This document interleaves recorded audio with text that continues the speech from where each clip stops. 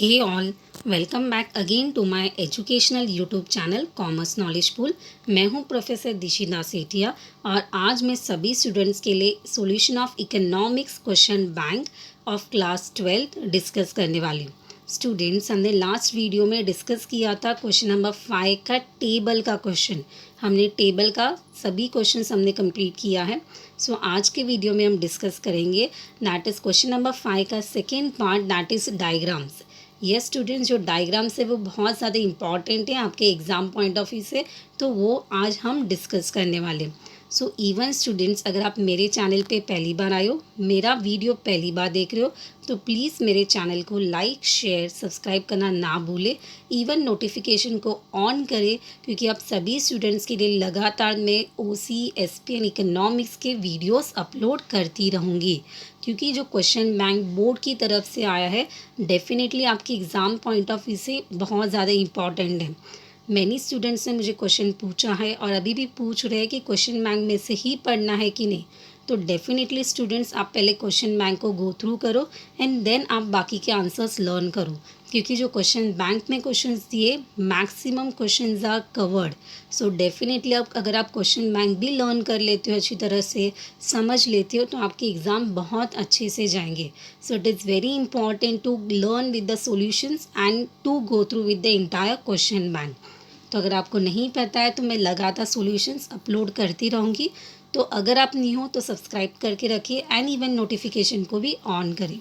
And students, अगर आपके लिए वीडियोस यूज़फुल है तो डेफिनेटली अपने फ्रेंड्स और क्लासमेट के साथ भी शेयर करें। And even I really want to thanks to all my subscribers and viewers who have supported me till now.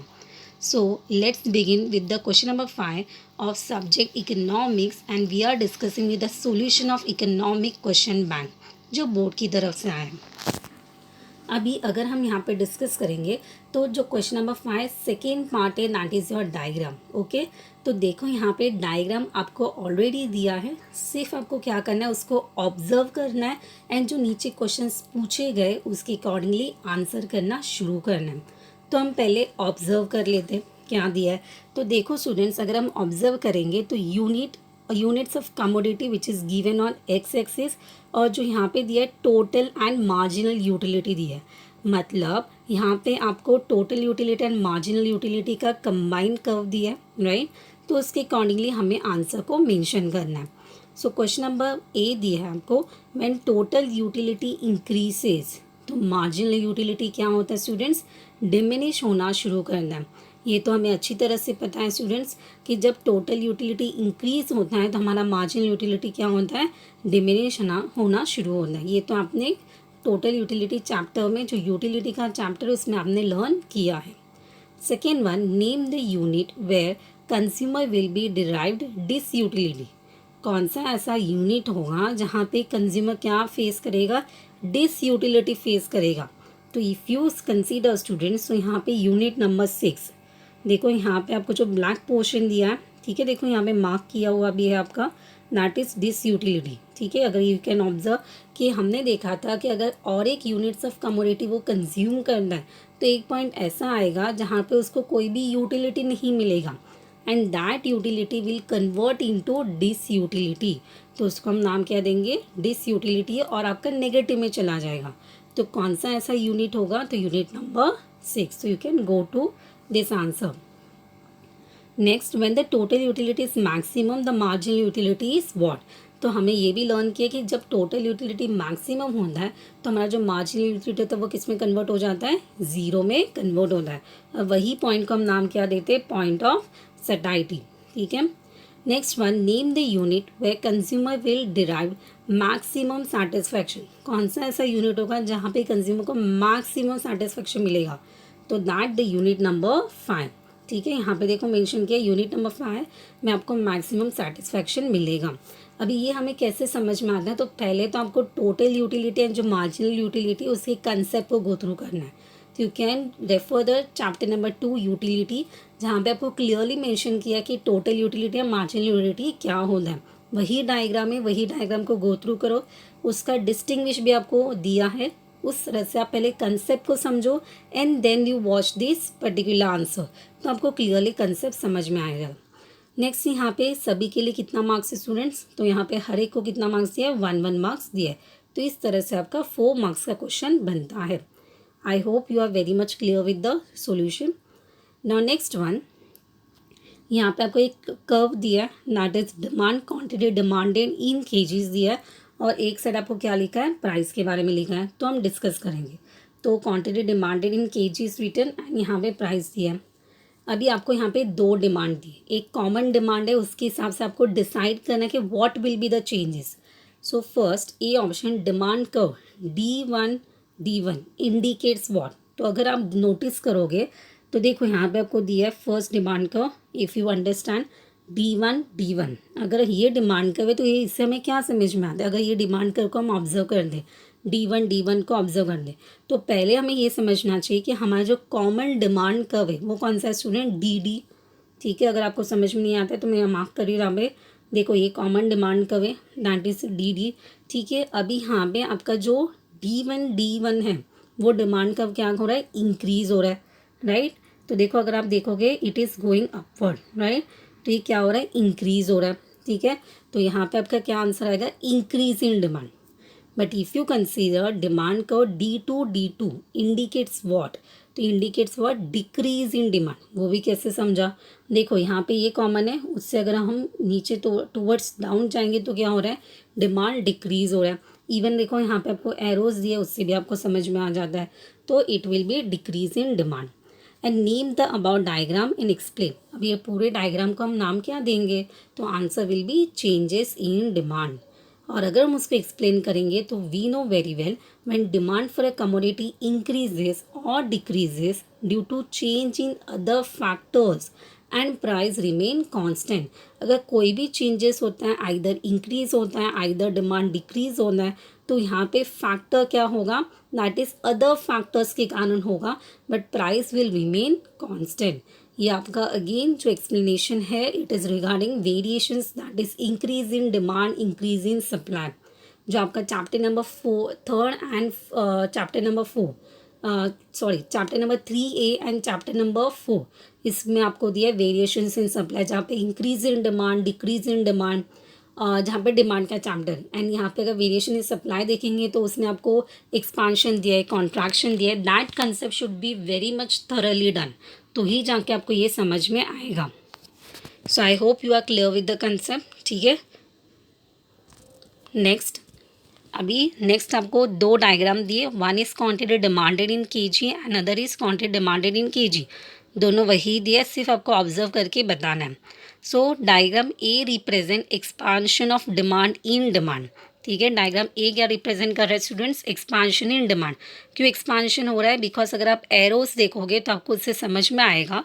देखो मैं बताती हूँ, देखो यहाँ पे पहला ये P दिया है, P right, PQ is a common price. ठीक है, तो P आपका एक प्राइस है और Q is a quantity demanded. तो जब P था प्राइस है तो क्वांटिटी डिमांडेड क्या था, PQ was a quantity demanded. ठीक है, बट अगर प्राइस कम हो रहा है, ठीक है, प्राइस P से P1 अगर आप यहाँ पे ऑब्जर्व करोगे प्राइस कम हो रहा है, तो हमारा जो क्वांटिटी डिमांडेड है वो क्या हो रहा है स्टूडेंट्स, इंक्रीज़ हो रहा है। ठीक है, तो अगर इंक्रीज़ हो रहा है मतलब क्या होगा, एक्सपांशन इन डिमांड, राइट। वही अगर हम बी डायग्राम को देखेंगे तो यहाँ पे आपका उल्टा होगा। देखो प्राइस यहाँ पे क्या दिया, P यहाँ पे दिया है, तो यहाँ पे देखो एरो दिया P से P2। तो अगर प्राइस हमारा बढ़ रहा है, ठीक है, तो हमारा जो क्वांटिटी डिमांडेड है वो क्या हो रहा है, Q से Q2 पे आ रहा है, राइट। तो ये क्या हो रहा है, डिक्रीज हो रहा है, मतलब क्या आएगा, contraction in demand. Okay, next in diagram A represent what, तो diagram A represent the demand curve in a downward direction. तो अगर आप देख सकते हो जो एरो बताया, देखो यहाँ पे A and B downward direction ये वाला, राइट। बट अगर हम कंपेयर करेंगे in diagram B, the movement of demand curve will be what, upward direction. देखो यहाँ पे बताया अपवर्ड डायरेक्शन, बस इतना ही आपको समझना है। अगेन जो मैंने आपको बताया chapter number 3A and chapter number 4, right, supply और डिमांड का जो चैप्टर है उसके जो कंसेप्ट है वो बहुत अच्छी तरह से पढ़ो स्टूडेंट्स, उसमें से डेफिनेटली आपको क्वेश्चंस आएंगे। और तो भी कुछ नहीं समझ में आता है तो यही सेम आप लिख के आना, अगर आपको सिमिलर टाइप का क्वेश्चन आता है you will get the marks. ठीक है, तो ये सभी के लिए आपको कितना मार्क्स दिया है, 1 मार्क्स दिया, तो you will get complete 4 marks.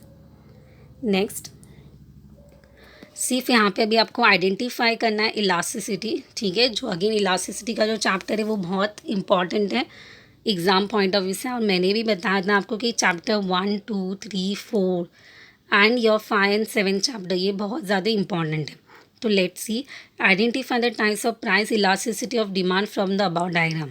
आपको ये 4 डायग्राम दिए, उसमें से आपको आइडेंटिफाई क्या करना है कि कौन से टाइप का इलास्टिसिटी है, प्राइस इलास्टिसिटी। तो if we talk about the A option, तो answer is perfectly inelastic, B option perfectly elastic, C option unitary elastic and D option relatively elastic.